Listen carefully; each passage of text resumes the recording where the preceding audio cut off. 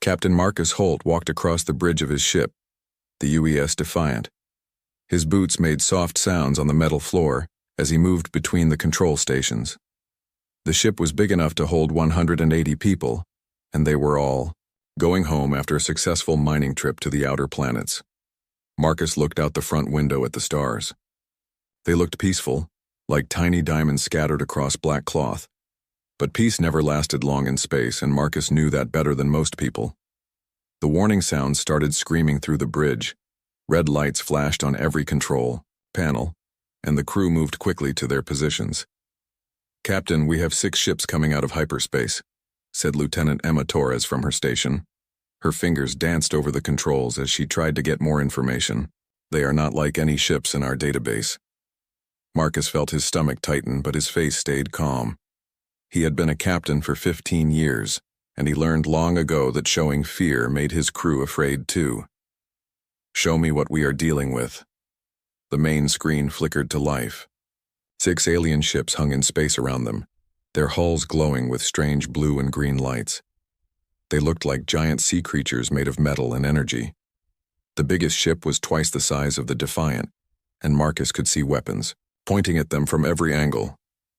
"Open communication channels," Marcus ordered. His voice was steady, but his hand moved to the red button on his chair. Not many people on his ship knew what that button did, but Marcus hoped he would not have to use it today. The screen changed to show the inside of the alien ship. The creature that appeared made several crew members step backward. It was tall and covered in gray scales with 4 arms and golden eyes that glowed like fire. Behind it, dozens of similar creatures worked at stations that seemed to be made of living metal. "I am War Prime Vextar of the Hegemony Fleet," the alien said. The computer translated its words, but Marcus could hear the anger in its voice even through the machine. "Your kind is new to us, but your ship carries things we want. Give up now and we will kill you quickly. Fight us, and we will take what we need from your dead bodies." Marcus looked at his first officer, Commander Jake Mitchell. Jake just raised one eyebrow and smiled a little.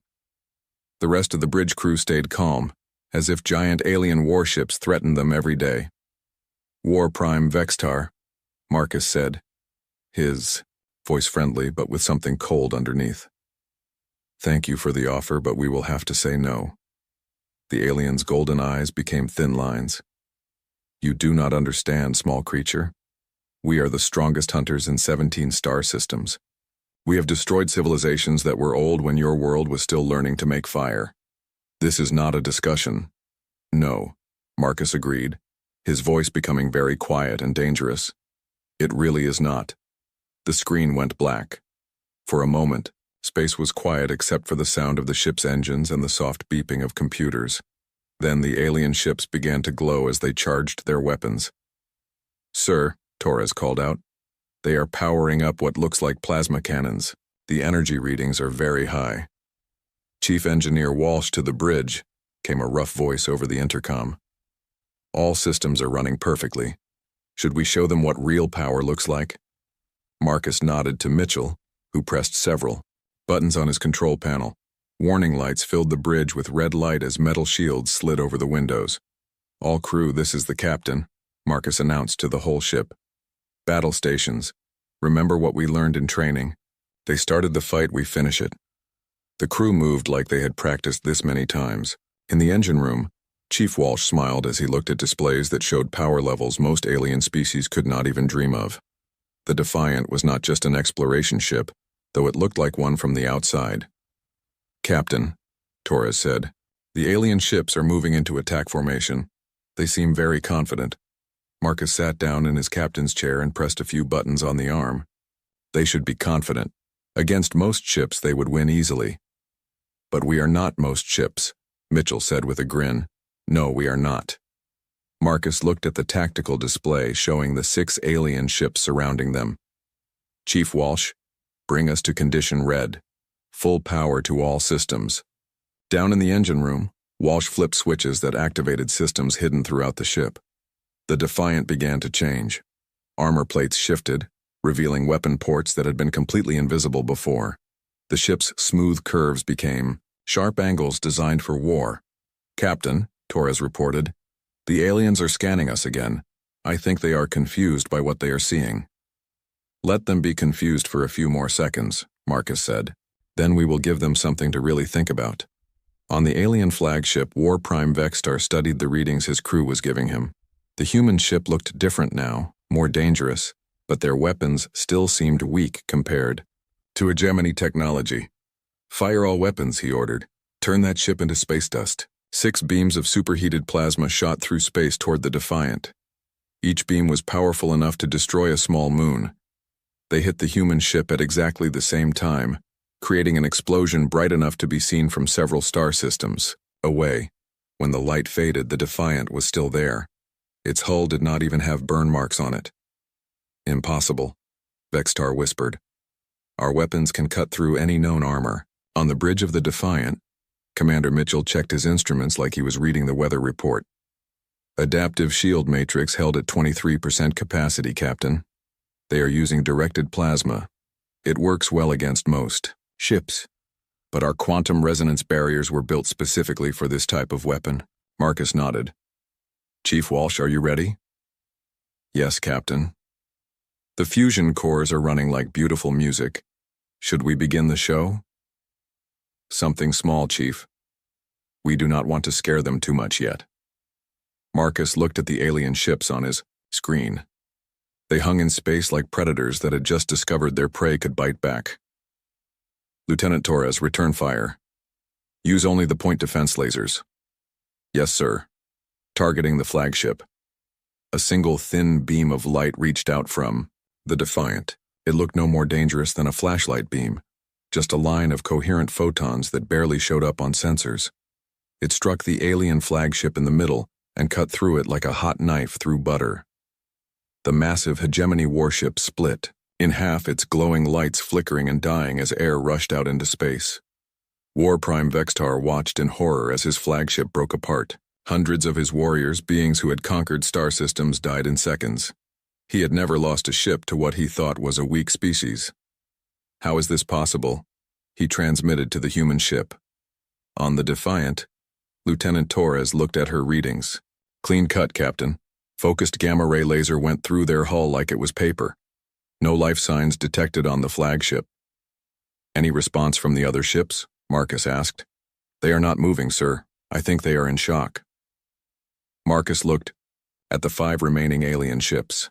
They floated in space like confused animals that had just seen their leader fall to a predator they did not understand. War Prime Vextar, he said into the communicator. You wanted a fight. Are you sure you want to continue? War Prime Vextar stared at the broken pieces of his flagship floating in space. In 300 years of conquest, he had never seen anything like this.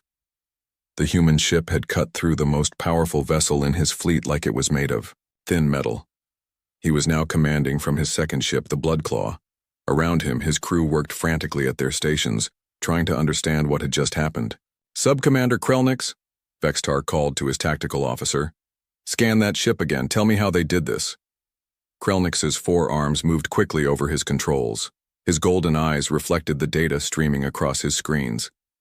War Prime, their weapon readings are still minimal. The beam that destroyed our flagship barely registered on our sensors.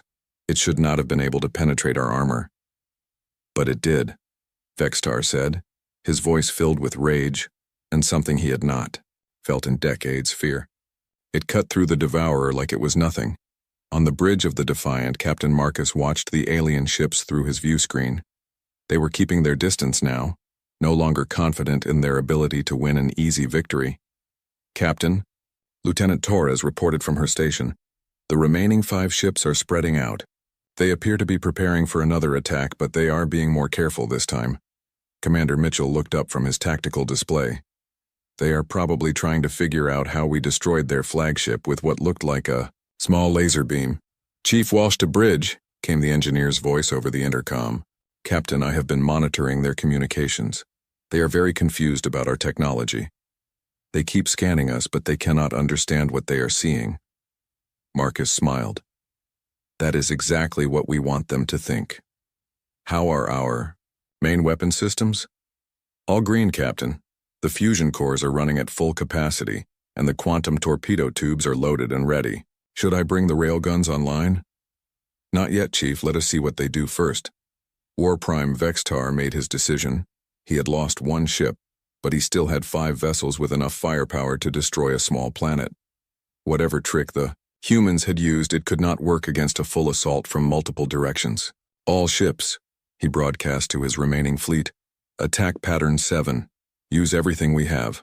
Quantum torpedoes, plasma storms, gravity weapons. I want that ship turned into atoms. The 5 hegemony ships moved into position around the Defiant. Their hulls glowed brighter as every weapon system came online. The space around the human ship filled with energy signatures that would have terrified most civilizations. They are powering up for a massive attack, Torres reported.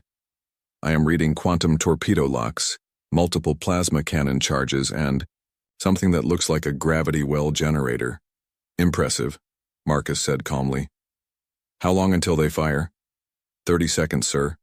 Marcus pressed a button on his chair. All hands, prepare for incoming fire. This might get bumpy. The alien attack came like a storm of pure destruction. Quantum torpedoes that could crack moons, plasma beams hot enough to boil oceans, and gravity weapons designed to crush matter into black holes all struck the Defiant at the same time. The explosion was so bright that it temporarily blinded the sensors on all the alien ships. When the light faded, they expected to see empty space where the human vessel had been. Instead, the Defiant hung in space exactly where it had been before, completely undamaged. This is not possible, Vextar whispered, his voice barely working. On the human ship, Commander Mitchell checked his instruments with the same calm expression he always wore.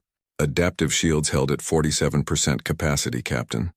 The quantum torpedoes actually boosted our power reserves by 15%.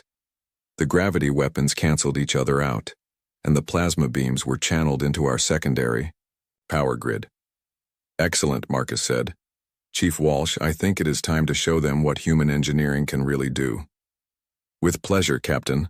The hull of the Defiant began to change again. More armor plates slid away, revealing weapon systems that defied everything the aliens thought they knew about physics. The ship's entire structure seemed to reconfigure itself into something that looked like it had been designed by predators who understood the art of war. War Prime, Krelnix called out, his voice shaking. Their ship is transforming. I am reading energy signatures that do not make sense. Some of these weapons appear to be more powerful than our entire fleet combined. Vextar stared at the human vessel as it revealed its true nature. What kind of species builds ships like this? Return fire, Marcus ordered quietly. Particle beam weapons. Target their weapon systems only. I want them disabled, not destroyed. Yes, sir. Targeting now. 5. Beams of pure energy reached out from the Defiant. They were not like the simple laser that had destroyed the flagship. These were streams of accelerated particles that moved at nearly the speed of light, each one containing enough energy to power a small star. The beams struck the alien ships with perfect precision. Every weapon system on every vessel simply disappeared, vaporized instantly without damaging any other part of the ships. The aliens found themselves completely helpless in a matter of seconds.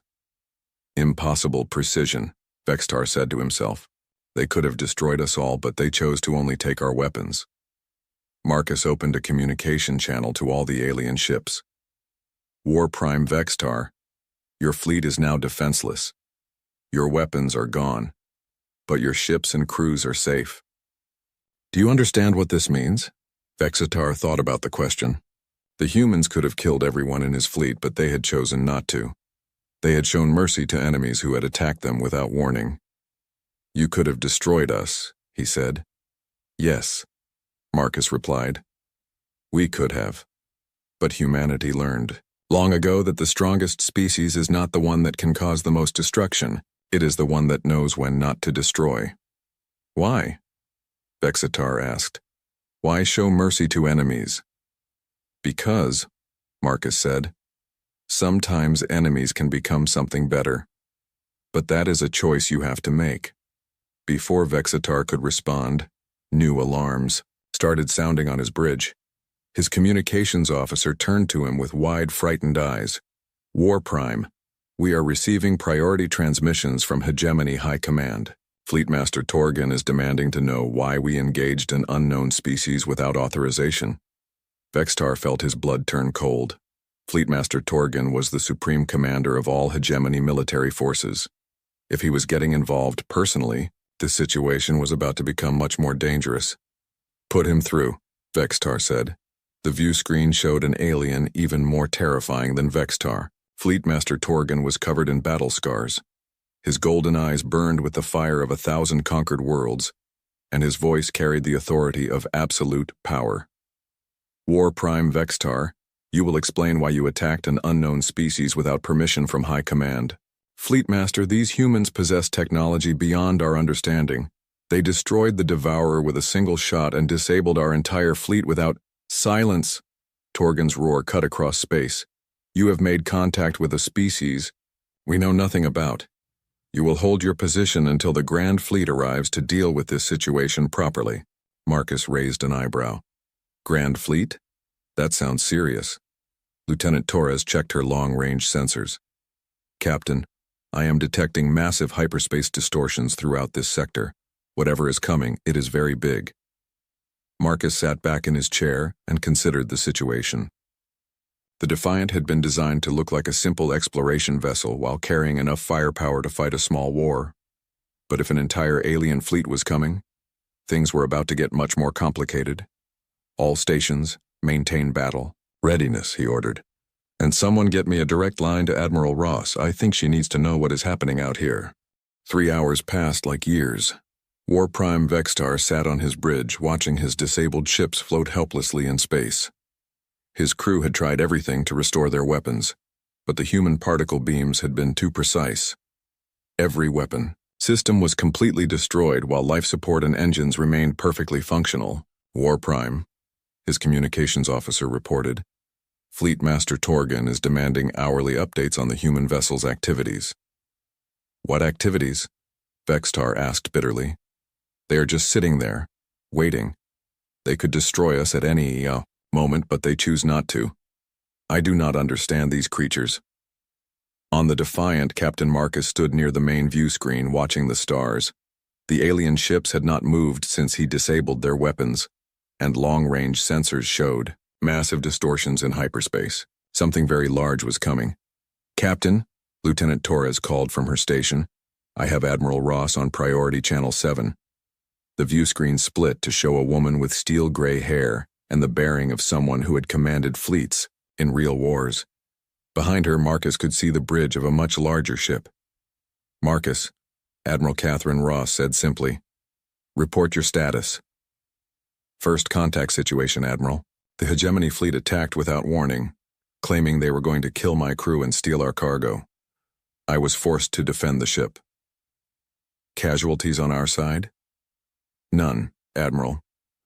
One alien vessel destroyed when they refused to stop firing after warning shots. 5 vessels disabled but crews intact. Admiral Ross nodded grimly. And their current status? They have called for reinforcements. Something called a Grand Fleet is on its way. Estimated arrival in 1 hour. How many ships? Marcus looked at Torres, who checked her sensors again. Long-range scans suggest approximately 200 vessels, Admiral. Some of them are very large. For the first time in his military career, Marcus saw Admiral Ross smile in a way that made him glad she was on his side. 200 ships. They really want to make an impression. Admiral, the Defiant was designed to handle small engagements, not fleet actions. If they bring that much firepower— Marcus, the Admiral interrupted. Do you remember what I told you when we gave you command of that ship? Marcus thought back to the day he had first seen the Defiant in its construction. Doc, Admiral Ross had personally briefed him on its real capabilities. You said the Defiant was a test, a way to see how other species would react to what appeared to be a helpless human vessel. And what did we learn today? That the Hegemony attacks first and asks questions later. Exactly. Admiral Ross looked at something off-screen, then back at Marcus. The Grand Fleet's arrival will trigger Protocol 7. Are you prepared for that? Protocol 7 was not something Marcus liked to think about. It was humanity's response to encountering a hostile alien civilization that posed a real threat to human space. Yes, Admiral. All systems are ready. The communication ended and Marcus turned to his crew. They all knew what Protocol 7 meant, even if they had never seen it implemented before. All hands, Marcus announced over the ship's communication system. This is the captain. In approximately 1 hour, we will be dealing with a much larger alien fleet. Remember your training, trust your equipment, and follow your orders. We are representing all of humanity today. Commander Mitchell looked up from his station. Captain, should I inform the crew about what they are really flying? They will find out soon enough, Marcus replied. Exactly 58 minutes later, space around the Defiant began to twist and bend as ships dropped out of hyperspace. The Hegemony Grand Fleet was everything their intelligence had suggested, and more. 200 warships materialized in perfect formation, ranging from sleek destroyers to massive dreadnoughts that looked like they could fight planets and win. At the center of the fleet hung the Absolute, a fortress ship over 1 kilometer long that served as the mobile headquarters for the Hegemony's military operations. The sight would have terrified most civilizations. The combined firepower of the Grand Fleet could turn entire solar systems into clouds of radioactive dust. Fleet Master Torgan appeared on the main view screen, his scarred features twisted in contempt as he studied the small human vessel that had somehow defeated 6 of his ships. I am Fleet Master Torgan, Supreme Commander of the Hegemony War Machine, he announced. His voice carried the authority of someone who had never known defeat. In my 3 centuries of service, I have crushed 47 civilizations and claimed the resources of over 200 worlds. Your species ends here. Marcus studied the alien fleet through his tactical display. Each ship was a masterpiece of military engineering, designed by a species that had perfected the art of conquest over thousands of years. That is quite a record, Fleet Master, Marcus replied calmly. Tell me, how many of those 47 civilizations tried to negotiate before you destroyed them? All of them, Torgan replied without hesitation. Weakness disguised as diplomacy. The galaxy belongs to the strong. I see. Marcus turned to his communications officer. Lieutenant Rodriguez, open a priority channel to Terra Command. Authorization code Omega 77. Every human on the bridge straightened slightly. Authorization code Omega 77 was not something used lightly. It meant that humanity itself was under threat, and all resources were to be committed to the defense of the species.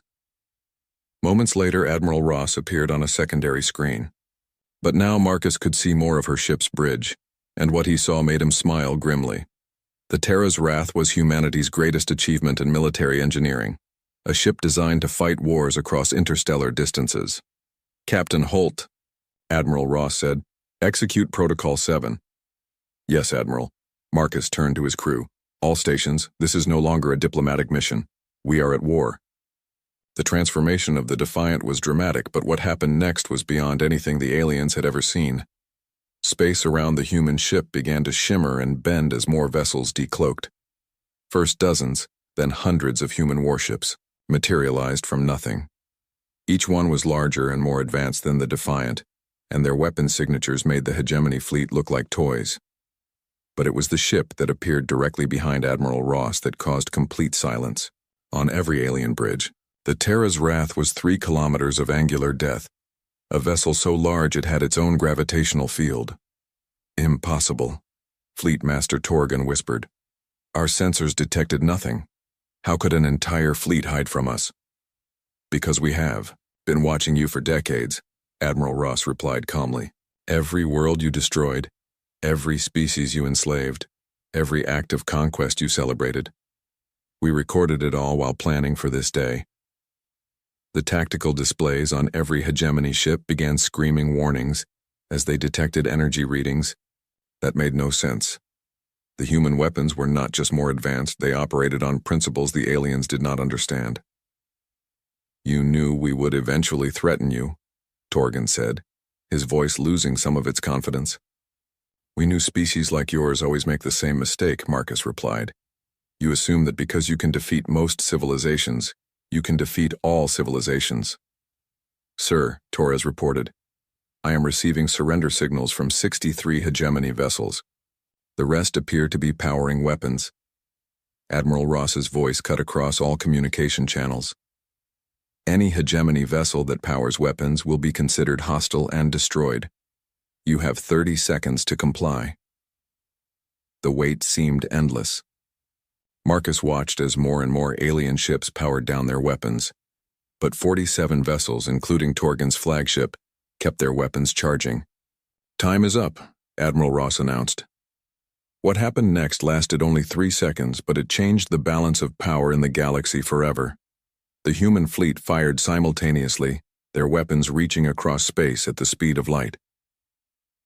The 47 hostile hegemony ships simply ceased to exist. They were not blown apart or burned up. They were converted directly into energy and scattered as harmless radiation across several star systems. The remaining hegemony vessels hung in space like stunned animals. In 3 seconds, humanity had demonstrated a level of destructive capability that made their entire empire seem primitive.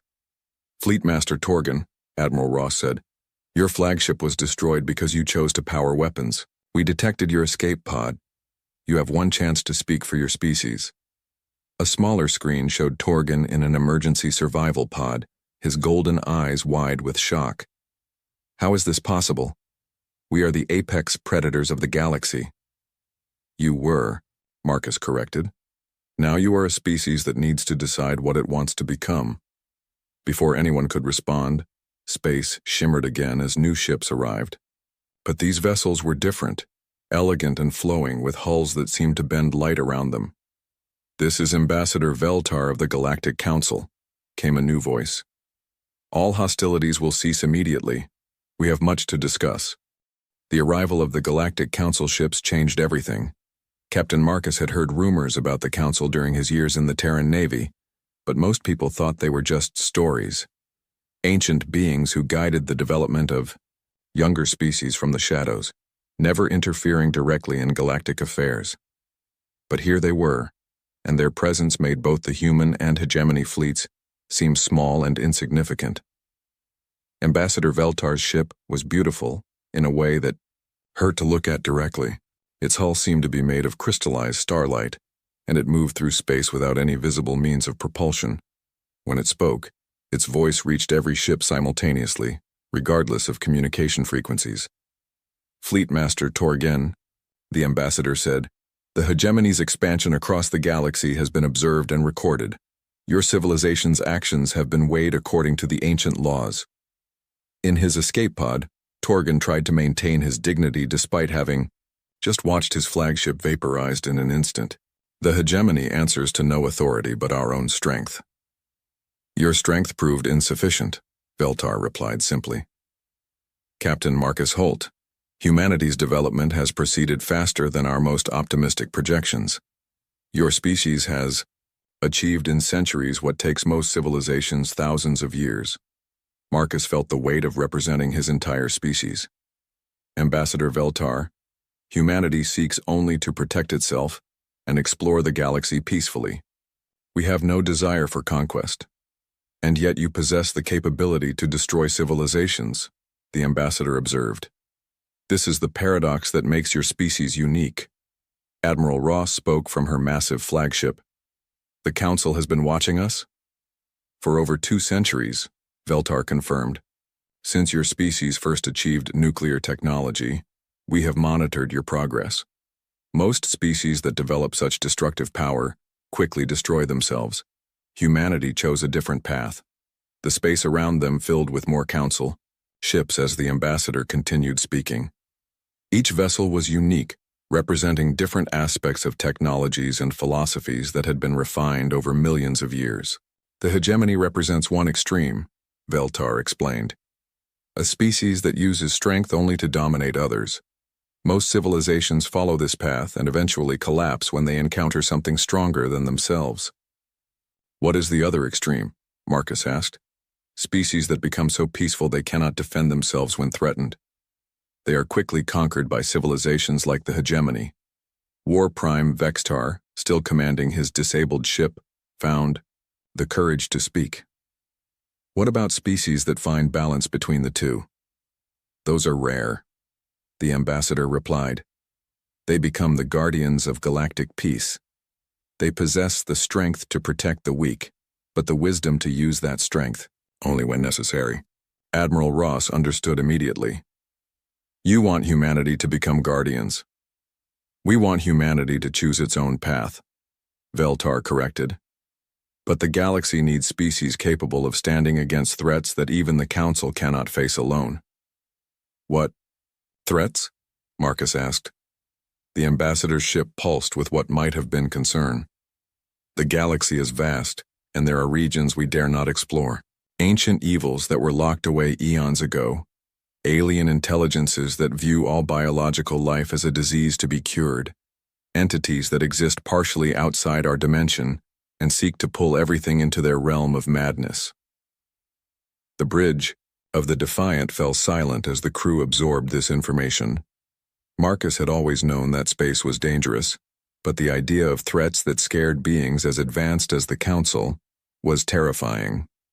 The hegemony, for all their faults, understands warfare, the ambassador continued. Their military knowledge and experience could be valuable if properly directed. You want us to work together? Torgan asked from his escape pod. We want you to choose, Veltar replied.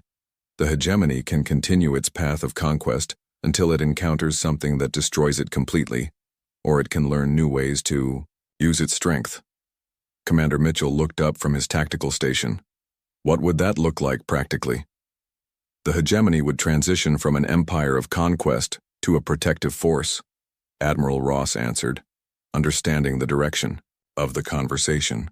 Their military expertise would be preserved but redirected toward defending peaceful worlds rather than attacking them. And humanity? Marcus asked.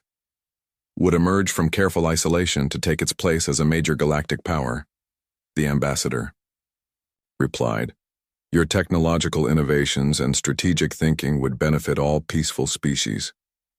Over the next several hours, representatives from the Council moved between the human and hegemony fleets.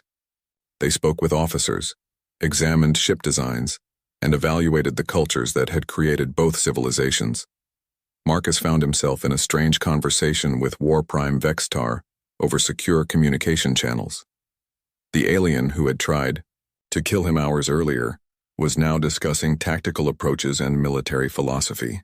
Your species fights differently than any we have encountered, Vextar said.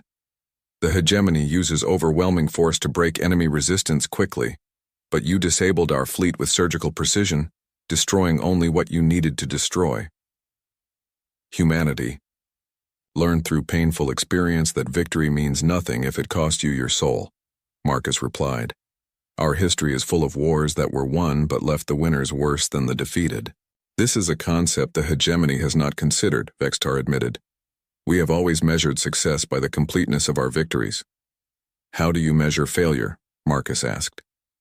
The alien was quiet for a long moment. We do not. The hegemony does not fail. Until today. Until today, Vextar agreed.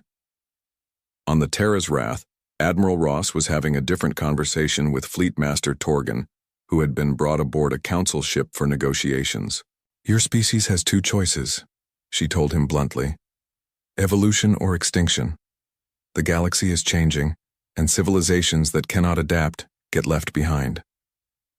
What would evolution look like for the hegemony? Torgan asked. Keep your military structure and expertise, but change your objectives. Instead of conquering worlds, protect them. Instead of enslaving species, defend their right to develop freely. And in return, you survive. Your people find a purpose beyond conquest. And when the real threats emerge from the dark spaces between stars, you will be ready to fight battles that actually matter. Ambassador Veltar appeared on the communication screen. Fleet Master, the Council offers the hegemony a chance to join the Galactic Protective Alliance. Your military knowledge would be invaluable in training other species to defend themselves. What about the worlds we have already conquered? Torgan asked. They will be granted independence, and offered Council protection during their transition to self-governance, the ambassador replied. The hegemony will provide resources and assistance to help rebuild what was destroyed. This will not be popular with my people, Torgan warned. We have built our entire civilization around conquest and dominance. Change is never easy, Admiral, Ross agreed, but it is better than the alternative, which is continued expansion until you encounter something that makes humanity look peaceful by comparison. The negotiations continued through the night. Gradually, the framework of a new galactic order began to take shape. The hegemony would return to their space to begin the difficult process of transforming from conquerors to protectors. Humanity would step forward from its careful hiding to become a visible force for stability and technological advancement. And the Council would finally emerge from the shadows, no longer content to guide from a distance as new threats gathered in the darkness beyond the galactic rim. As the various fleets prepared to depart, Captain Marcus received a final message from War Prime Vextar. Captain, when we first encountered your ship, we expected to add another easy victory to our record. Instead, we learned that true strength comes from knowing when to use power and when to show mercy. Marcus smiled as he watched the former hegemony fleet begin its journey home. War Prime, humanity has a saying, the best battles are the ones you never have to fight. Today, everyone learned something valuable. But even as the fleets dispersed and the immediate crisis ended, long-range sensors detected troubling signals from the galactic rim. Ancient beacons were activating, and things that had slept for millions of years were beginning to stir. The real test of the new alliance was still coming. 6 months after the first encounter between humanity and the hegemony, the galaxy looked very different. Captain Marcus stood on the observation deck of the newly constructed Harmony Station, watching ships from dozens of species dock at the massive space station that had become the center of the new Galactic Protective Alliance. The station was a marvel of combined engineering. Human technological innovation, hegemony military architecture, and Council advanced materials science had created something that was greater than the sum of its parts. Ships that had once fought each other now worked together to defend peaceful worlds from threats that emerged from the dark spaces between stars. Captain, Lieutenant Torres approached from behind. The morning briefing is about to begin. Defense Coordinator Vextar is reporting in from the Outer Rim Patrol. Marcus nodded and made his way to the command center. The former War Prime had adapted to his new role with surprising enthusiasm. Leading defense fleets against genuine threats proved to be far more satisfying than conquering helpless civilizations. The main screen showed Vextar on the bridge of his new ship, the Protector. The vessel combined the best of human and hegemony design philosophy, sleek and deadly but built to defend rather than conquer. Captain Marcus, Vextar began his report. We have completed the evacuation of the Kepler 438 system. The ancient machines have awakened on 3 worlds, but we managed to get all civilian populations to safety before they became fully active. Any casualties? Marcus asked. None among the evacuees. We lost 2 ships when the machines activated their defensive systems, but the crews had time to evacuate. These ancient weapons are unlike anything we have encountered before, Admiral. Ross appeared on another screen from her flagship. The Council archive suggests these machines are remnants of a civilization that existed over 1 million years ago. They were designed to activate when specific conditions were met. What conditions? Marcus asked. Ambassador Veltar's voice filled the command center, though the Council representative remained invisible as always. Large-scale space battles seemed to trigger their awakening protocols, the energy signatures from weapons fire act, as alarm signals. So our fight with the hegemony fleet woke them up, Marcus realized. Partially. But they were already beginning to stir. Something else is activating them from beyond the galactic rim. Commander Mitchell, now serving as the station's tactical coordinator, pulled up a galactic map showing the locations where ancient machines had become active. The pattern was clear and disturbing. They are forming a defensive perimeter around the entire galaxy, he reported. Whatever they are designed to protect against is coming from intergalactic space. The briefing continued with reports from other sectors. Human exploration vessels were discovering more evidence of ancient civilizations that had simply vanished millions of years ago. Hegemony patrol fleets were finding worlds stripped of all biological life, but with no signs of what had caused the destruction. Defense Coordinator Vextar, Admiral Ross addressed the alien commander. "How are your people adapting to their new role?" Vextar's golden eyes reflected something that might have been pride. "Better than expected, Admiral. Many of our warriors were growing tired of conquering defenseless worlds. Fighting real threats gives them a sense of purpose they had not experienced in centuries. And the conquered worlds? Most are thriving under self-governance. We have provided resources and technical assistance to help them rebuild. Some have even requested to join the Alliance as full members." Marcus was pleased to hear this. The transition from Empire to Protectorate had not been easy, but it was working better than anyone had dared hope. "Captain," Torres interrupted, "we are receiving a priority transmission from the Deep Space Monitoring Station. Something big is coming." The main screen switched to show Dr. Sarah Kim, the chief scientist at humanity's most distant observation post. Behind her, banks of sensors and computers processed data from the void between galaxies. "Captain Marcus, we have detected a massive object approaching the galaxy from the direction of Andromeda. It is artificial, approximately the size of a small moon, and it is definitely not friendly." "How do you know it is not friendly?" Marcus asked. "Because it just destroyed the Omega-7 probe network. 300 automated sensors gone in seconds. The energy signature is unlike anything in our databases. Ambassador Veltar's presence seemed to darken the command center." "The Devourers have found us." "Devourers?" Admiral Ross asked. "A species that exists partially outside normal spacetime. They consume entire galaxies, converting all matter and energy into something else. We thought they had moved beyond this region of the universe." "How long do we have?" Marcus asked. "Based on current velocity, approximately 18 months until it reaches the outer rim of our galaxy." The command center fell silent as everyone absorbed this information. An enemy that could destroy galaxies was beyond anything they had prepared for, even with their combined fleets. "There is one possibility," Veltar continued. "The ancient machines that are awakening were left behind by civilizations that fought the Devourers before. If we can understand how to activate them properly, they might provide the weapons we need." "And if we cannot?" Vextar asked. "Then we evacuate as many species as possible and retreat to the next galaxy, hoping the Devourers do not follow." Marcus looked around the command center at the faces of people who had become his extended family over the past months. Humans, former hegemony warriors, council representatives, and members of dozens of other species all working together toward a common goal. "We do not retreat," he said firmly. "This is our galaxy, our home. If something wants to take it from us, it will have to fight for every star." Admiral Ross smiled grimly. "Agreed. What do we need to do?" "We wake up everything the ancients left behind," Marcus replied. "Every machine, every weapon, every defense system they built.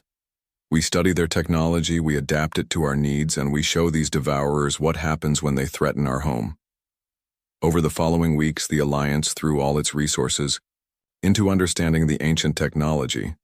Human scientists worked alongside hegemony engineers and council researchers to decode machines that operated on principles beyond current understanding. Slowly, a picture emerged of the previous war against the Devourers. Multiple galactic civilizations had united to build weapons capable of fighting entities that existed partially outside normal space. The machines were not just defensive systems. They were the components of a weapon system designed to function across the entire galaxy. "It is elegant in its simplicity," Dr. Kim reported from her analysis of the ancient archives. "The machines form a network that can channel the energy of every star in the galaxy into a single focused beam. The Devourers exist in normal space only when they are feeding. Hit them at the right moment with enough energy and they can be destroyed." "What is the catch?" Marcus asked, knowing there always was one. "The weapon can only be fired once. Using, it will drain every star in the galaxy, reducing their lifespan by millions of years. We would save the galaxy but doom it to a much shorter existence." "How much shorter?" "Instead of trillions of years, we would have billions." Still enough time for countless civilizations to rise and fall, but significantly less than the natural lifespan of our galaxy. Marcus looked at the assembled representatives of the Alliance. They had come so far from that first encounter, when alien ships had surrounded a single human vessel. Now they faced a choice that would determine the fate of every living being in the galaxy. "We vote," he said simply. "Every member species gets one vote. We decide together." The vote was unanimous. Every species, from the most advanced to the most primitive, chose to fight rather than flee. They would use the ancient weapon, accept the shortened lifespan of their stars, and face whatever consequences came from their decision. As the Devourer continued its approach toward the galaxy, the Alliance worked frantically to prepare the ancient weapon system. Human ingenuity, hegemony, determination, and council wisdom combined with the knowledge of civilizations that had faced this threat before. On the day the Devourer reached the outer rim and began consuming the first star systems, Captain Marcus stood on the bridge of Harmony Station and gave the order that would save the galaxy. "All stations, this is Alliance Command. Fire." The ancient machines awakened across the entire galaxy, drawing power from every star simultaneously. The weapon they created was a beam of pure energy that reached across space at the speed of light, striking the Devourer at the exact moment it materialized fully in normal space to feed. The explosion could be seen from the far side of the galaxy. When the light faded, the Devourer was gone. Its exotic matter scattered harmlessly across intergalactic space. The galaxy was safe, but changed forever. The stars burned a little dimmer, and everyone knew their time was more limited than before. But they had time enough to build something beautiful, something worth the price they had paid.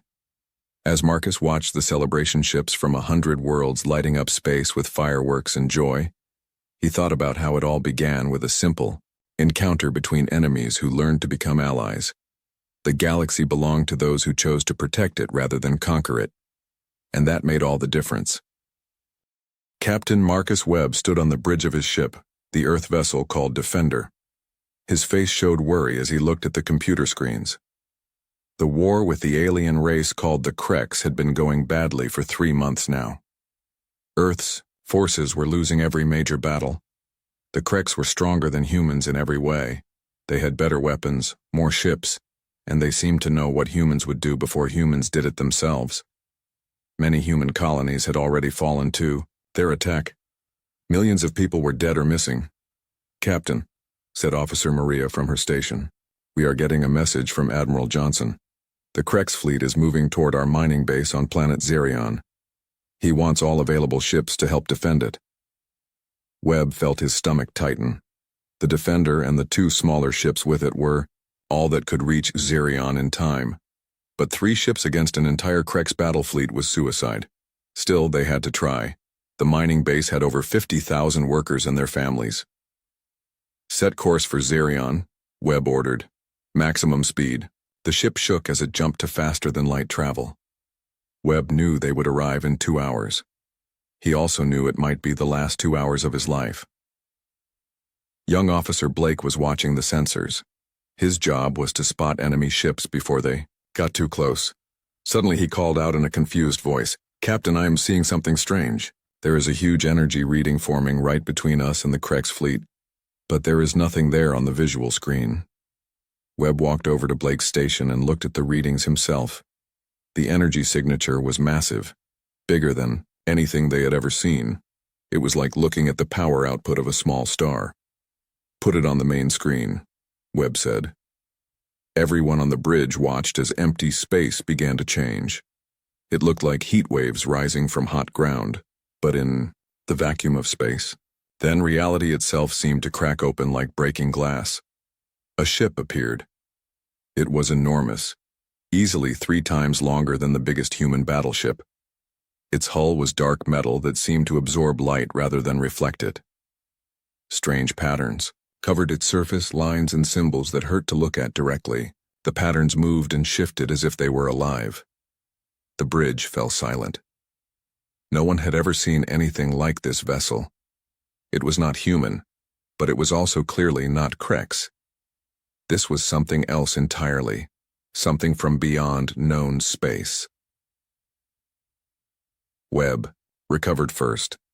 As captain, it was his job to make contact with unknown ships. He activated the communication system. Unknown vessel, this is Captain Marcus Webb of the Earth Defense Ship Defender. Please identify yourself and state your intentions. For several long seconds, only static came through the speakers. Then a voice responded. It was definitely not human. The voice had a musical quality, like several people singing in harmony, but the words were clear English. Greetings, Captain Webb. I am Commander Nix of the vessel Shadow Wing. We have been watching your conflict with the species you call Krex. Your people fight with great courage against impossible odds. Webb felt confused. How did these aliens know about the war? How long had they been watching? And why reveal themselves now? Are you here to help us or to attack us? Webb asked directly. He was a military man and preferred straight answers. The musical voice paused before answering. That depends, Captain. First, let us see how you handle your current problem. On the tactical display, red dots showed the Krex fleet moving toward the mining base. Webb counted at least 20 heavy warships, more than enough to destroy the human defenders and then glass the entire planet's surface. The mysterious ship, the Shadow Wing, turned toward the approaching enemy fleet. Its movement was smooth and graceful, like a hunting cat preparing to pounce. Webb had never seen anything move like that in space. All ships, prepare for battle. Webb ordered his small fleet. We go in fast and hard. Try to draw their attention away from the planet. Captain, came Commander Nix's voice again. I suggest you stay back and observe. You may learn something useful. Before Webb could ask what that meant, the Shadow Wing accelerated toward the Krex fleet, but it did not fire weapons like any ship Webb had ever seen. Instead, space around the alien vessel began to bend and twist. Streams of what looked like liquid starlight reached out from the ship toward the Krex vessels. When the light touched the enemy ships, they simply came apart. Not exploded, not burned, just fell to pieces as if someone had taken them apart bolt by bolt. One Krex battleship tried to fire back. Its plasma cannons shot bright blue beams at the Shadow Wing, but the beams curved away from the ship as if space itself was pushing them aside. Another weapon emerged from the mysterious vessel. It looked like a tiny black hole no bigger than a marble, but when it touched a Krex cruiser, the entire ship was pulled inside and disappeared. The black hole then vanished as if it had never existed. In less than 5 minutes, the entire Krex fleet was destroyed or fleeing. The mining base was saved. Webb stared at the display in shock. His 3 ships had been preparing to sacrifice themselves in a hopeless battle. This single unknown vessel had just won the fight without taking any damage at all. Captain Webb, came Commander Nix's voice again. We request permission to come aboard your ship. There are things we must discuss about your species and this war. Admiral Johnson's face appeared on a small screen. He was calling from Earth Command, looking tired and worried. Absolutely not, Webb. We know nothing about these beings. They could be planning to capture you or take over your ship, but Commander Nix somehow heard the supposedly secure transmission. Admiral Johnson, I understand your concern, but look around you. If we wanted to harm Captain Webb or take his ship, we would have already done so, the same way we just dealt with the Krex fleet. Webb looked at his crew. They were all staring at him, waiting for his decision. He thought about the mining base below, about the 50,000 people who were now safe because of this mysterious ship. Admiral, Webb said, slowly, if they wanted us dead, we would already be floating in space. I think we should hear what they have to say. Johnson was quiet for a long moment. Webb could see him thinking, weighing the risks. Finally, the Admiral nodded. Very well, Captain. But full security measures, armed guards, weapons ready, and if anything goes wrong, you have permission to defend yourself by any means necessary. Understood, Admiral. 30 minutes later, Webb stood in the ship's main docking bay with 6 armed security officers. They watched as a small craft emerged from the massive alien vessel. Like its mothership, the shuttle was dark and strange, covered with shifting patterns that seemed to move when nobody was looking directly at them. The craft landed without making any sound. There were no engines visible, no exhaust, no obvious way it was moving. It simply floated down and touched the deck as gently as a feather. The door opened with a soft hiss. Commander Nix stepped out. The alien was tall and thin, at least 7 feet in height. Its skin was silver blue and seemed to change color slightly in the light. It wore a dark uniform covered with the same shifting patterns as its ship, but the most striking feature was its eyes. They were completely black, like looking into deep space itself. "Captain Webb," Commander Nix said with what might have been a slight bow. "Thank you for allowing me aboard your vessel. I bring news that will change everything for your species. We can help you win this war, but the cost will be higher than you can imagine." Webb felt a chill run down his spine. Something told him that his life and the life of every human in the galaxy was about to change forever. The meeting room aboard the Defender felt smaller with Commander Nix inside it. The alien sat across from Captain Webb, with Admiral Johnson appearing as a hologram at the head of the table. Webb's senior officers filled the remaining seats, all of them trying not to stare at their strange visitor. Commander Nix had removed its helmet, revealing a face that was almost human, but clearly was not. The features were too sharp, too perfect. When it spoke, its voice filled the room with that strange musical quality. "Before we begin," Webb said, "I need to know who you are and where you come from." Nix nodded slowly. "My people call ourselves the Watchers. We have existed in this galaxy for many thousands of your years. We observe, we record, we sometimes guide younger species when they reach critical points in their development."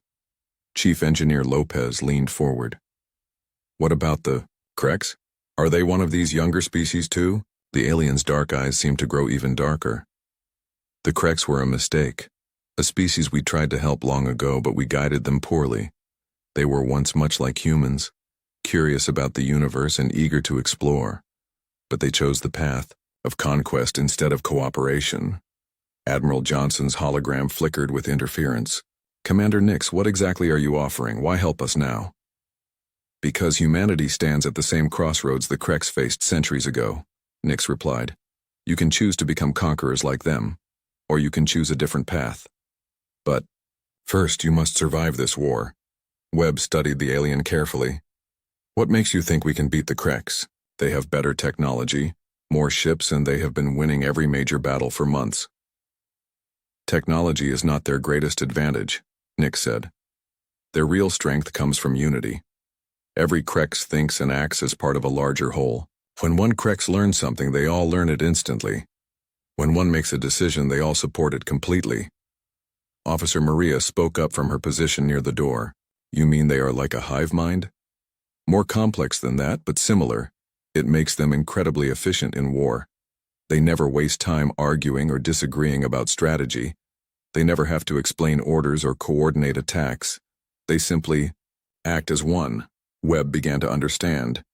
"And humans fight as individuals. Even when we work together, we are still separate people with separate thoughts." "Exactly. In single combat, a human might defeat a Krex through creativity or desperation. But in large battles, the Krex coordination always wins." Nix paused and looked at each human in the room. "We can change that." "How?" Admiral Johnson demanded. "We can give you the same unity the Kreks possess. We can connect your mind so that you think and fight as one species instead of millions of individuals." The room fell completely silent except for the hum of the ship's engines. Webb felt his blood turn cold as he understood what the alien was suggesting. "You are talking about mind control," Webb said flatly. "No, Captain. I am talking about evolution, a voluntary joining of consciousness that keeps individual identity while creating group ability. Think of it as a military network that connects every human soldier, every ship captain, every leader into one coordinated force." Dr. Sarah Kim, the ship's doctor, had been quiet until now. Even if such a thing were possible, what would happen to human free will? Would we still be ourselves? Nix turned those black eyes toward her. "You would be more yourselves than ever before. Imagine understanding not just your own thoughts, but the thoughts of everyone around you. Imagine making decisions based not on guesswork or partial information, but on the combined knowledge and wisdom of your entire species." Who would be in charge of this network? Johnson asked. Who would make the final decisions? You would. Admiral, all of you. Democracy raised to its highest form. Not just majority rule, but true agreement reached through shared understanding and experience. Webb stood up and walked to the small window. Outside, he could see the massive shape of the Shadow Wing keeping pace with their fleet. Whatever these watchers could do, they had just destroyed an entire Krex battle group without breaking a sweat. What, if we refuse? Webb asked without turning around. Then in approximately 1 year, the Krex Empire will complete their conquest of human space. Your species will be extinct. Your worlds will be repurposed for Krex use. Your history and achievements will be forgotten. Webb turned back to face the alien. And if we accept? Then you become something new. A species that can stand against the Krex as equals and eventually surpass them entirely. But you must understand, Captain, once this change is made, there is no going back. Humanity, as you know it, will cease to exist. Young Officer Blake, who had been listening quietly, finally spoke up. What about our families, our children? Would they be connected to this network too? Everyone who chooses to be connected will be connected. Children born after the change will grow up as part of the network naturally, but the choice will always be voluntary. Those who wish to remain individual and separate may do so. But they would be cut off from the rest of humanity, Webb said. In a sense, yes, they would be like deaf people in a world of music, or blind people in a world of color, still human, but unable to experience what the connected ones share. Admiral Johnson's hologram leaned forward. How do we know this is not some trick? How do we know you are not planning to control us through this network? Commander Nix was quiet for a long moment. When it spoke again, its voice was softer, almost sad. Admiral, my people have watched over 1,000 species rise and fall. We have seen empires that spanned entire galactic arms crumble into dust. We have no desire to rule over others. Our purpose is to guide, to teach, to help younger races avoid the mistakes that destroy them. The Krex are proof that your guidance does not always work, Webb pointed out. Yes, they are our greatest failure, and we bear responsibility for what they have become. That is why we offer this chance to humanity. Perhaps you can succeed where they failed. Dr. Kim raised her hand. How would this process work? How do you connect human minds? The technology exists, though it is beyond your current understanding. One volunteer would be the first to connect, becoming the foundation point for your species' new consciousness. Others would join gradually, creating a network that grows stronger with each addition. What happens to the volunteer? Webb asked. They become the first of the new humans. Their individual self remains, but expanded and enhanced by connection to something greater. And if something goes wrong?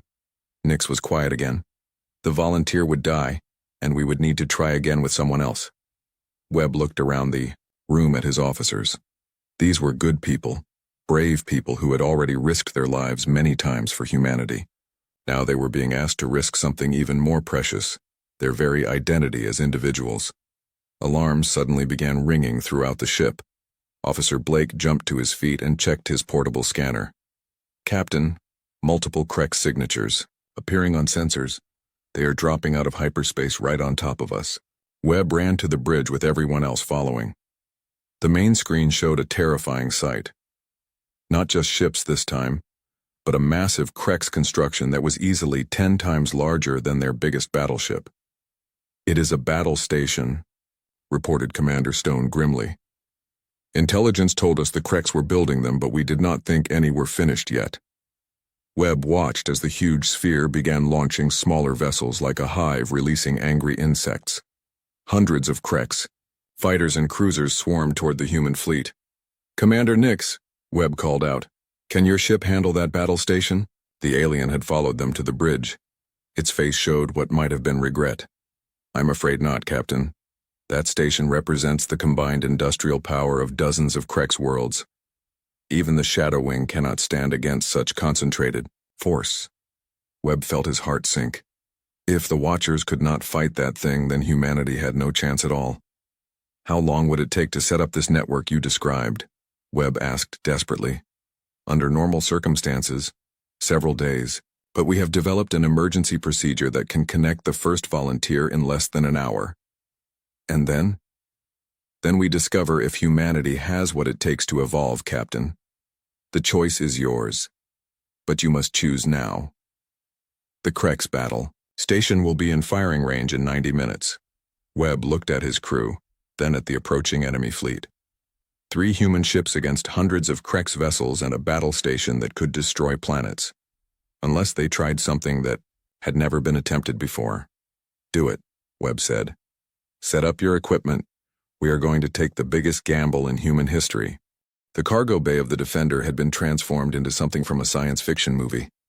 Strange crystalline structures hummed with power, while holographic displays showed complex patterns that hurt to look at. Commander Nix moved between the alien machines, adjusting settings that human science could not even begin to understand. The process is surprisingly simple, the alien explained to Captain Webb and Dr. Kim. 1 volunteer sits in the connection chair. If their mind can handle the interface, they become the first node of your species' new consciousness network.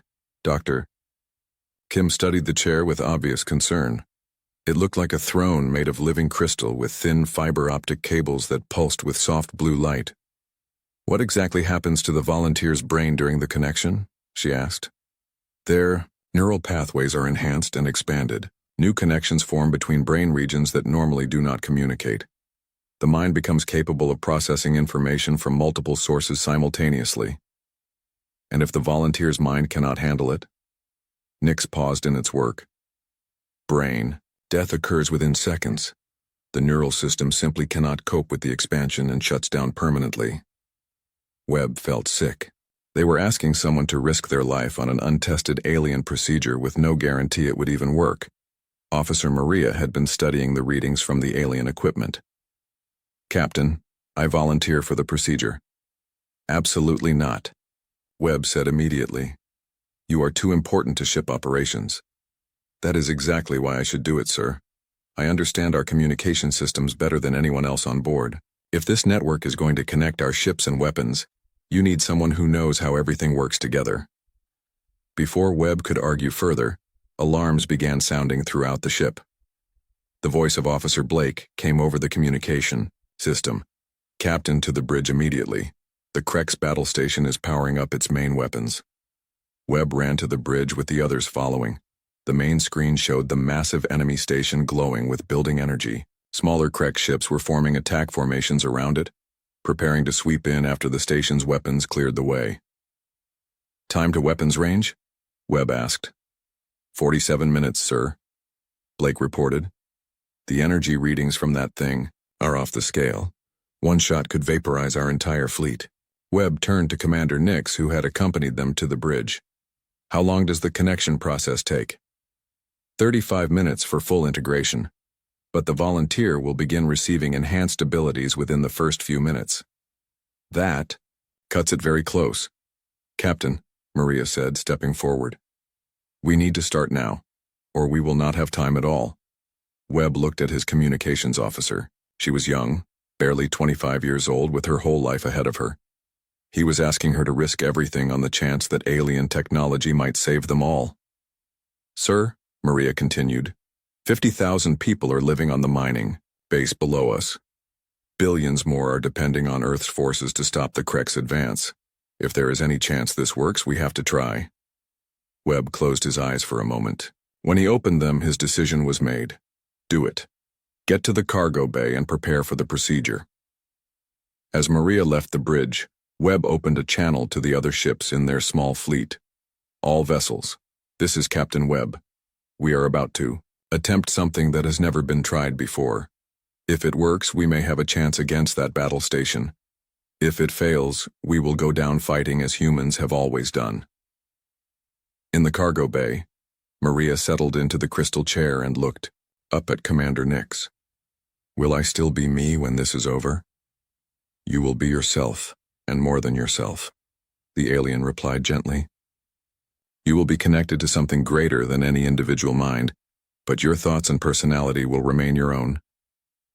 I am ready. Nix activated the alien machinery. The crystalline structures began glowing brighter, and the fiber optic cables started pulsing faster. Energy readings throughout the ship went wild as power flowed into systems that human science said should not be possible. Maria gasped as the first connections formed in her brain. It felt like ice water and electricity, flowing through her skull at the same time. Then the sensation changed, becoming warm and expansive as if her mind was growing larger than her body. On the bridge, Webb watched the tactical display with growing dread. The Krex battle station was almost ready to fire. Their small fleet was hopelessly outnumbered and outgunned. "Captain," Blake called out, "I am reading massive energy fluctuations from the cargo bay. Whatever they are doing down there, it is affecting every system on the ship." Suddenly, Maria's voice came through the communication system. But it sounded different, stronger, as if she was speaking with more than one voice. "Captain, I can feel it working. The connection is forming. I can sense the other ships in our fleet, their crew members, their systems. It is incredible." Webb felt a strange tingling in his skull, like the beginning of a headache. But then the sensation spread through his entire body, and suddenly he was aware of things he had never noticed before. He could feel the thoughts of his bridge crew, not reading their minds exactly, but sensing their emotions and intentions. Blake was afraid but determined. Dr. Kim was amazed by what was happening. Commander Stone was ready to fight regardless of the odds. But more than that, Webb could sense the other ships in their fleet. The captains, the crew members, the weapon systems, even the engines, all connected in a web of shared consciousness that grew stronger by the second. "All ships," Webb commanded, but his voice carried authority that came from more than just his rank. It carried the combined will of every human connected to the growing network.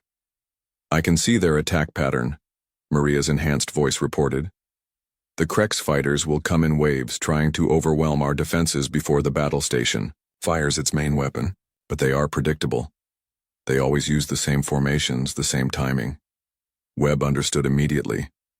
Through the network, he could see the battle from multiple perspectives simultaneously. The seemingly random Krex attack pattern revealed itself as a complex but rigid algorithm. "All ships implement defensive pattern Delta 7, Webb ordered. It was a formation that had never existed before, born from the combined tactical knowledge of every military mind now connected to the network. The three human vessels began moving with perfect coordination. No longer were they separate ships, with separate captains making separate decisions. They moved like parts of a single organism, each anticipating the other's actions before they happened. The first wave of Krex fighters attacked, expecting to face confused and scattered defenders. Instead, they found human ships that fought like extensions of a single warrior. Weapons fired in perfect synchronization, creating overlapping fields of destruction that the alien pilots could not navigate. But the battle station was still charging its planet-killing weapon. "Commander Nix," Webb called out, "we need your ship's help for this final part." The alien's musical voice came through the communication system with what sounded like satisfaction. "You already have our help, Captain. The network does not just connect humans to each other. It connects you to us as well." Webb felt his consciousness expand again. Suddenly he understood the flow of gravitational forces, the manipulation of space and time itself.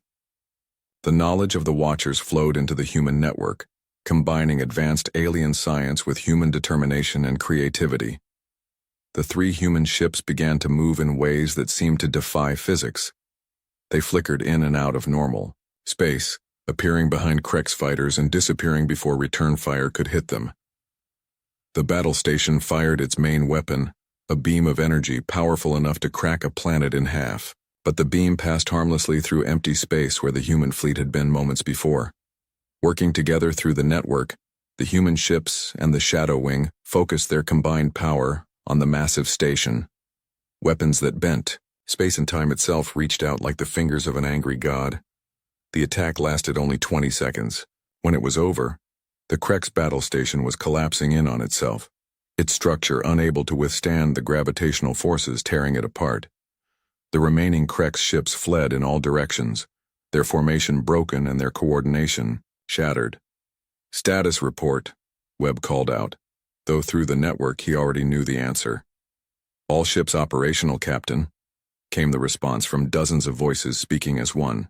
Minor damage to the Courage's engines, but nothing that cannot be repaired. The enemy force has been completely defeated. Webb looked around his bridge at crew members who were still themselves, but also something more. They had retained their individual personalities and thoughts, but they were now connected to a larger whole. Commander Nix, Webb said. What happens now? The alien appeared on the bridge through some form of matter transportation that Webb now understood perfectly through the network. Now you must decide what kind of species humanity will become. Nix replied. You have the power to defeat the Krex Empire, but victory in war is only the beginning. What will you do with this new unity when the fighting is over? Through the network, Webb could feel the thoughts and emotions of thousands of humans. Fear mixed with excitement, concern, balanced by hope. They had become something new, something that had never existed before in human history. We will figure it out together, Webb said, and he knew that every connected human felt the truth of those words. Outside the ship's windows, more vessels began appearing from hyperspace. But these were not Krex ships. They were craft from many, different species, all bearing the same geometric patterns as the Shadow Wing. Humanity was no longer alone in the universe, and they never would be again. 3 weeks had passed since the battle that changed everything. Captain Webb stood in the command center of the orbital station above Earth, looking out at a sight that still amazed him. Hundreds of ships from dozens of different species filled the space around humanity's homeworld. The galaxy had come to welcome its newest members. The network had grown beyond anything Webb had imagined possible. What started with Officer Maria and a few thousand humans now connected millions of people across dozens of worlds. But the most surprising development was that not all humans had chosen to join. Captain, said Colonel James Park, one of the military leaders who had decided to remain unconnected. We need to discuss the integration protocols again. My people are feeling left out of decision-making processes. Webb nodded. This was the biggest challenge they faced. How do you run a society when part of the population shares thoughts and emotions, while the other part remains individual? Colonel, the connected population never votes as a single block. Each person still makes their own choices, they just have access to more information when making them. But they can communicate instantly with each other. They can coordinate their actions in ways we cannot match. In any vote or decision, they have a massive advantage. Webb understood the colonel's concern. Through the network, he could feel the worry and frustration of thousands of unconnected humans. They feared becoming second-class citizens in their own species. Dr. Sarah Kim approached from across the command center. She had been studying the long-term effects of the neural connection for weeks now. Captain, I have completed my analysis of the network's impact on human brain development. The results are fascinating. What did you find? Connected individuals show increased activity in regions associated with empathy, problem-solving, and creative thinking. But more importantly, they retain all the neural patterns that make them unique individuals. The network enhances human nature rather than replacing it.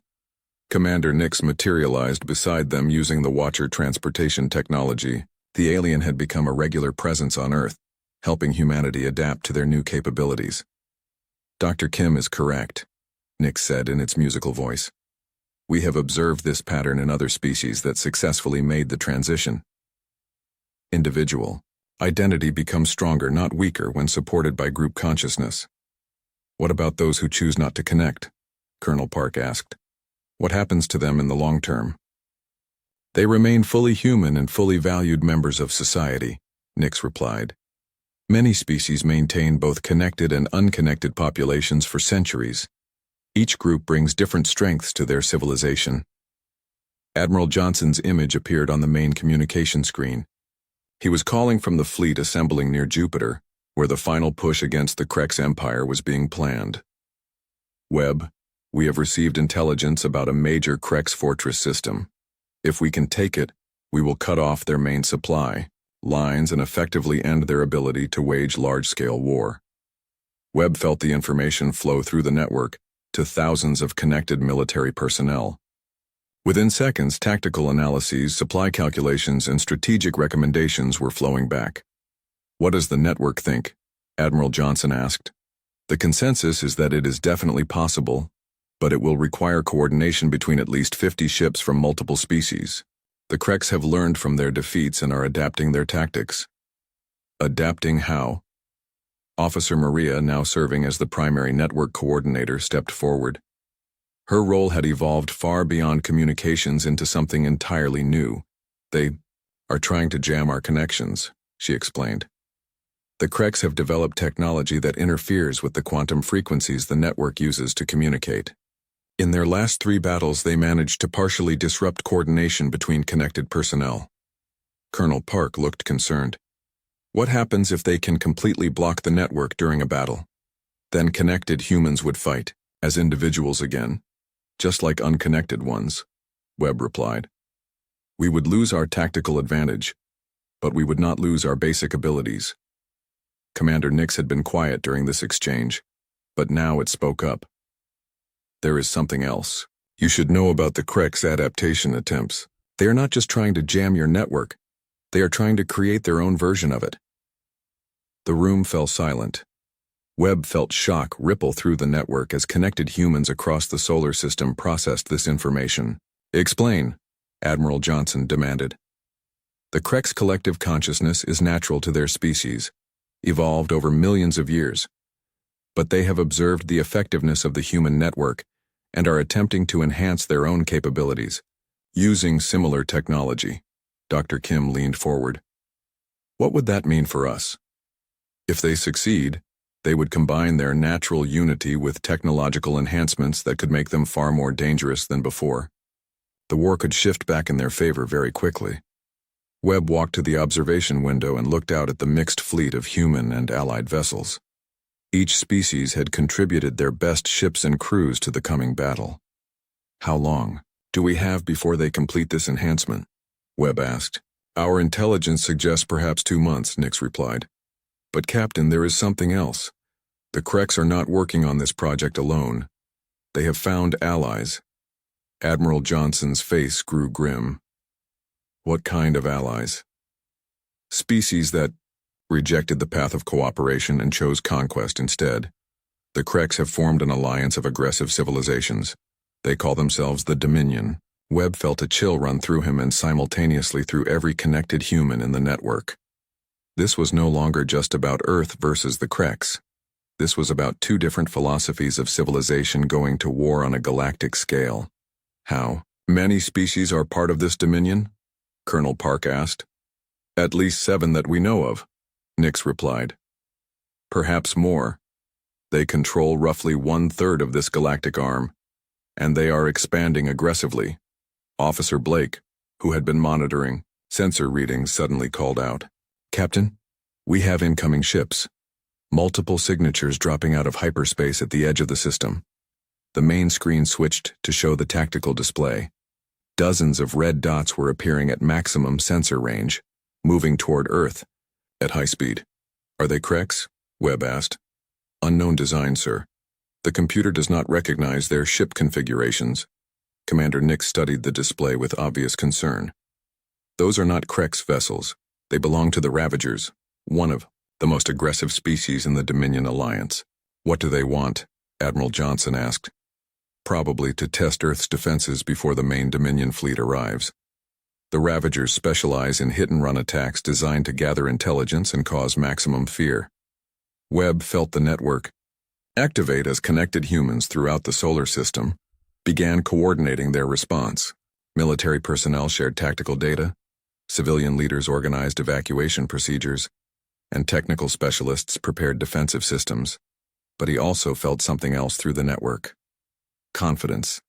Humanity was no longer the desperate species fighting for survival that they had been a month ago. They were connected, enhanced, and supported by powerful allies. "All ships, this is Captain Webb," he broadcast on all frequencies. "Unknown vessels approaching Earth, you have entered protected space. Identify yourselves and state your intentions, or be considered hostile." The response came in a voice that sounded like grinding metal. Humans, you have interfered with Dominion expansion for the last time. Prepare to face the consequences of your actions. The Ravager fleet opened fire without further warning, but they were not facing the same humanity they expected. Through the network, every human ship, every defense platform, every weapon system moved as part of a coordinated whole. The attackers found themselves facing not individual targets, but a unified defense that anticipated their every move. The battle lasted only minutes. When it was over, half the Ravager fleet was destroyed and the rest were fleeing back to hyperspace. "Captain," Maria reported, "we are receiving a priority transmission from the fleeing ships." "Put it through." The grinding voice came back, but now it carried undertones of fear and respect. "You are stronger than we expected, humans. But this was only a test. The full power of the Dominion is coming for you. Enjoy your victory while you can." The transmission ended, and the remaining enemy ships vanished into hyperspace.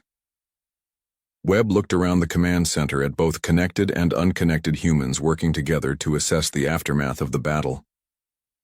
"Commander Nix," Webb said, "I think it is time for humanity to stop reacting to threats and start taking the initiative." "What do you mean, Captain?" Webb felt the network pulse with shared determination as his next words echoed through the consciousness of millions of humans. "I mean it is time to take the war to the Dominion.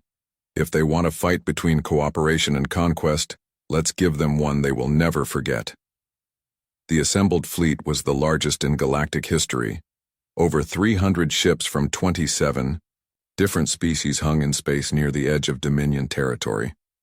Captain Webb stood on the bridge of the flagship Unity, watching as final preparations were made for humanity's first major offensive action. 2 months had passed since the Ravager attack on Earth. In that time, the human network had grown to include nearly half of humanity's population, while the remaining unconnected humans had formed their own specialized military and civilian units. Both groups worked together more effectively than anyone had thought possible. "Captain," Officer Maria reported from her position at the network coordination station, "all connected personnel across the fleet are synchronized and ready. Communication with allied ships is clear and strong." Colonel Park, representing the unconnected human forces, stood nearby. "Conventional units are also prepared, sir. We have developed new tactics specifically designed to support network operations while maintaining our independent effectiveness." Webb nodded. The cooperation between connected and unconnected humans had become one of their greatest strengths. Each group could do things the other could not, and together they covered each other's weaknesses perfectly. Commander Nix approached from across the bridge. "Captain Webb, our long-range scouts have confirmed the intelligence about the Krex Fortress system. They have indeed enhanced their collective consciousness with artificial technology, and the results are formidable." "How formidable?" Webb asked. "Their coordination is now nearly perfect, surpassing even what your network can achieve. But more concerning is that they appear to have developed new weapons specifically designed to disrupt neural connections." "Doctor," Kim looked up from her mobile scanner. "What kind of weapons?" "Devices that generate quantum interference patterns, specifically tuned to the frequencies used by connected consciousness networks. If they successfully deploy these weapons, they could cut off entire sections of our fleet from network coordination." Webb felt a ripple of concern flow through the connected humans on the bridge and beyond. This was exactly what they had feared, the enemy finding a way to neutralize their greatest advantage. Admiral Johnson's image appeared on the main communication screen. "Webb, we have received updated intelligence from deep reconnaissance. The Dominion is massing a counterattack fleet that will be ready to launch in less than 2 weeks. If we are going to strike the fortress system, it has to be now." "What about their new weapons?" Colonel Park asked. "That is a risk we have to take," Johnson replied. "If we wait for them to complete their preparations, we may never get another chance to stop the Dominion expansion." Through the network, Webb could feel the thoughts and emotions of thousands of connected humans throughout the fleet. Fear mixed with determination, uncertainty balanced by resolve. The decision would affect not just this battle, but the future of human civilization. All ships, Webb announced on the fleet-wide channel. This is Captain Webb. In 1 hour we will jump to hyperspace and begin our attack on the Krex fortress system. This will be the largest battle in human history, and possibly the most important. Paused, feeling the attention of both connected and unconnected humans focused on his words. We go not as conquerors but as defenders of the principle that different species can work together in peace. We fight not to destroy the Krex but to stop the Dominion from destroying everyone else. Remember that, no matter what happens in the coming battle. The fleet jumped to hyperspace as a single unit, hundreds of ships moving in perfect coordination across vast distances. The journey to the Krex fortress system took 6 hours, during which final battle plans were coordinated and refined through both network connections and conventional communication channels. When they dropped back into normal space, the sight before them was both impressive and terrifying. The Krex had built their fortress around a massive asteroid, turning it into a weapons platform the size of a small moon. Hundreds of defensive ships patrolled the area, while massive energy shields protected the asteroid's surface. Tactical analysis, Webb requested. The fortress has firepower equivalent to at least 500 heavy warships, Maria reported through the network. The defensive fleet numbers approximately 400 vessels, all enhanced with the new Krex collective consciousness technology. Their coordination is perfect, added Officer Blake from his sensor station. Every ship is moving in exact synchronization with every other ship. It is like fighting a single organism with hundreds of bodies. Commander Nix studied the tactical display with obvious concern. Captain, I must advise caution. The enhanced Krex collective is unlike anything we have faced before. Their unity surpasses even what the original Watchers achieved. But they are still using conquest-based thinking, Webb replied. No matter how perfect their coordination, they are still trying to dominate rather than cooperate. The battle began when the Krex fleet opened fire at maximum range. Thousands of energy beams and missile volleys streaked across space toward the Allied fleet. But the human network had anticipated this, and the Allied ships were already moving into defensive formations. For the first few minutes, the battle seemed evenly matched. The enhanced Krex coordination was incredibly effective, but the diversity of the Allied fleet gave them tactical options the enemy had not expected. Species that had never fought together before were working in perfect harmony through human network connections. Then the Krex deployed their new weapons. Webb felt it like a physical blow to his skull. The quantum interference beams struck the Allied fleet, and suddenly the network connections began failing. Connected humans throughout the fleet found themselves cut off from each other, fighting as individuals again. Network status, Webb called out. Connections down by 70% and falling, Maria reported, her voice strained. The interference is specifically designed to disrupt our quantum frequencies. I can barely maintain short-range links. The SAO effect on the battle was immediate and devastating. Ships that had been moving in perfect coordination suddenly began making independent decisions. Communication delays caused tactical errors. The unified Allied fleet began to fragment into smaller, less effective groups. The enhanced Krex collective pressed their advantage ruthlessly. Their perfect coordination allowed them to focus overwhelming firepower on isolated Allied ships, destroying them one by one. Sir, Colonel Park called out. The unconnected human units are reporting they can still maintain full effectiveness. The interference does not affect conventional communication systems. Webb suddenly understood. This was not a weakness of the network. It was an opportunity. All connected personnel, switch to backup mode, he ordered. Unconnected units, take tactical leadership. Network-enhanced humans, support conventional operations. It was a desperate gamble. Instead of trying to restore the network connections, they would fight as two separate but coordinated forces. The unconnected humans would provide tactical leadership using conventional methods, while the network-enhanced humans would use their expanded awareness to support those decisions. The strategy worked better than anyone had hoped. The Krex had prepared for fighting either conventional forces or network-connected forces, but not both working together in this new way. Their perfect collective consciousness actually became a weakness, as they could not adapt quickly to the unexpected tactical approach. Allied ships began pressing forward toward the fortress asteroid. The diverse fleet used every advantage they possessed, from Watcher gravitational weapons to human missile swarms to alien energy shields that bent space around them. But the battle was far from over. The fortress itself began to fire. Weapons, the size of city blocks, launching projectiles that could destroy multiple ships with each shot. "We need to get through those shields," Webb said. Commander Nix had been working at an alien control station throughout the battle. "Captain, I believe I can temporarily disrupt their shield system, but it will require the Unity to get very close to the fortress surface." "How close?" "Close enough that their defensive weapons will be able to target us directly. The Unity would have to survive concentrated fire from the entire fortress while I work." Webb looked around his bridge at both connected and unconnected humans working together to coordinate the battle. Through the partially restored network, he could feel the determination of his crew and the thousands of humans throughout the fleet. "Do it," Webb decided. "All ships, cover the Unity's approach to the fortress. We are going to end this." The flagship dove toward the massive asteroid fortress, surrounded by a protective formation of Allied vessels. Enemy fire concentrated on them like a deadly storm, but the combined shields and weapons of 27 different species kept them alive long enough to reach the target. Commander Nix's equipment interfaced with the fortress shields in ways that human science could not understand.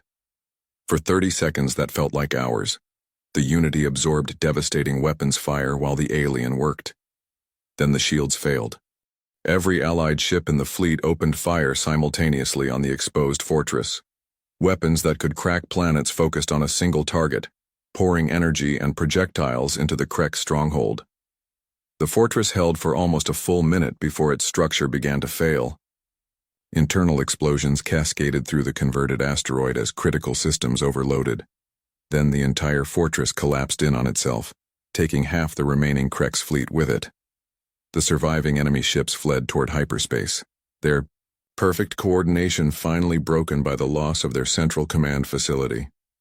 "Fleet status report," Webb called out as the network connections fully restored. 47 ships lost, 63 damaged but operational, Maria reported. "All Allied species accounted for. The fortress system is ours." Through the restored network, Webb could feel the emotions of thousands of humans throughout the fleet. Relief, grief for the lost, pride in their victory, and something else. A sense of growth, of having become something more than they were before. "Commander Nix," Webb said, "what happens now? Will the Dominion send more fleets?" The alien was quiet for a long moment. "The destruction of this fortress will force the Dominion to reconsider their expansion plans. But more importantly, today proved something that will change the balance of power in this galaxy." "What is that?" "That cooperation truly is stronger than domination, not just in theory, but in practice. The alliance of different species working together has defeated the most powerful force the Dominion could field." Webb looked out at the mixed fleet of Allied ships, each one representing a different species that had chosen cooperation over conquest. Through the network, he could feel the thoughts of humans who had chosen connection, and through conventional channels, he could communicate with humans who had chosen to remain individual. All of them together had achieved something that none could have managed alone. "Admiral Johnson," Webb said to the communication screen, "I think it is time to send a message to every species in the galaxy. The age of conquest is ending. The age of cooperation has begun." Through the network, thousands of connected humans felt the truth of those words. In the conventional communication channels, thousands of unconnected humans voiced their agreement. And across the galaxy, species that had lived in fear of the Dominion began to hope that a different future was possible. The war was not over, but for the first time since it began, humanity and their allies knew they could win. More importantly, they knew what they were winning for.